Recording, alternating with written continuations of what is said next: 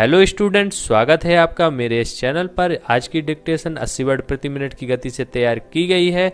यह dictation courts exam को देखते हुए तैयार की गई है और एसएससी एग्ज़ाम के लिए भी बहुत ही ज़्यादा महत्वपूर्ण होने वाली है यह डिक्टेशन। तो इन डिक्टेशंस को बहुत ही ध्यान से कीजिए। चैनल को सब्सक्राइब नहीं किया है तो चैनल को सब्सक्राइब कीजिए ताकि आपको भविष्य में ऐसी डिक्टेशन और भी प्राप्त होती रहें। डिक्टेशन प्रारंभ होने में अंतिम 5 सेकेंड।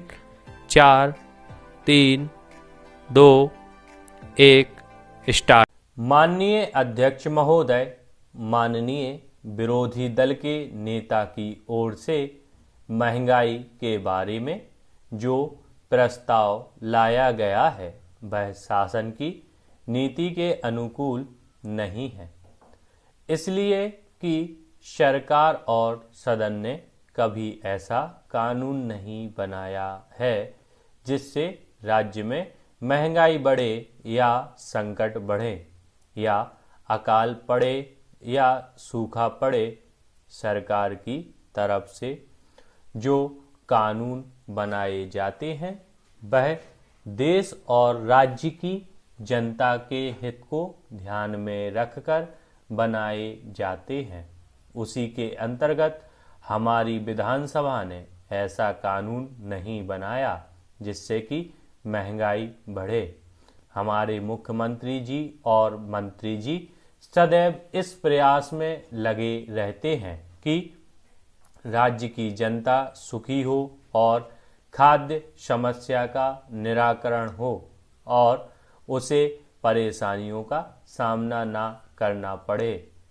महंगाई के बारे में यहाँ पर चर्चा करना उचित नहीं है, क्योंकि अभाव और महंगाई की बढ़ती हुई स्थिति राष्ट्र की समस्या है, किसी एक राज्य की समस्या नहीं है। मैं इस संबंध में सदन के समस्त विधायक और राज्य मंत्रिमंडल से निवेदन करना चाहता हूं कि उसे इस समस्या का निराकरण जहां तक बने शीघ्र करना चाहिए। पैरा हमारे राज्य के जिन जिन जिलों में अकाल और सूखा पड़ा था वहां के लिए हमारे लोकप्रिय मुख्यमंत्री जी ने काम खोलने के आदेश प्रसारित कर दिए हैं। हमारे राज्य में वर्षा के कारण जहां बाढ़ आई थी और ओले के कारण हमारे किसानों की फसल को जो क्षति पहुंची थी, वहां पर हमारे मुख्यमंत्री जी ने मुख्यमंत्री सहायता कोष से दान देने का विचार किया है।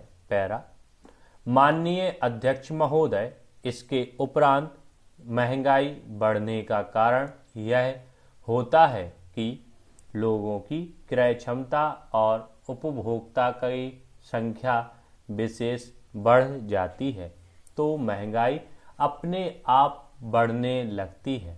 इसीलिए हमारे इतने विशाल समुदाय में महंगाई बढ़ने का कोई विशेष महत्व नहीं होता, क्योंकि महंगाई बढ़ाना शासन की नीति में सम्मिलित नहीं किया गया है।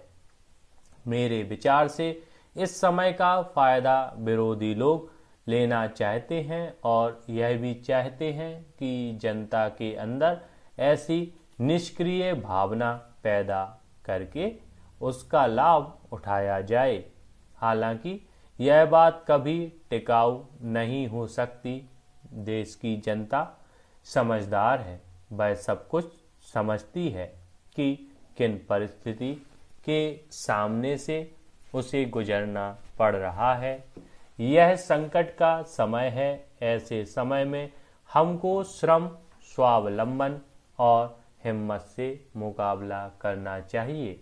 मुझे ऐसा लगता है कि ये धरना, आंदोलन, झगड़ा और देशद्रोह करने से हम सफल नहीं होने वाले। इसलिए मेरी आपसे प्रार्थना है कि राज्य की जनता के वास्ते हम सब हिम्मत से काम लें तो आज भी सब कुछ अच्छा हो सकता है। धन्यवाद स्टूडेंट्स। डिक्टेशन यदि आपको पसंद आई है तो इसको लाइक कीजिए, अधिक से अधिक शेयर कीजिए और चैनल को सब्सक्राइब कीजिए।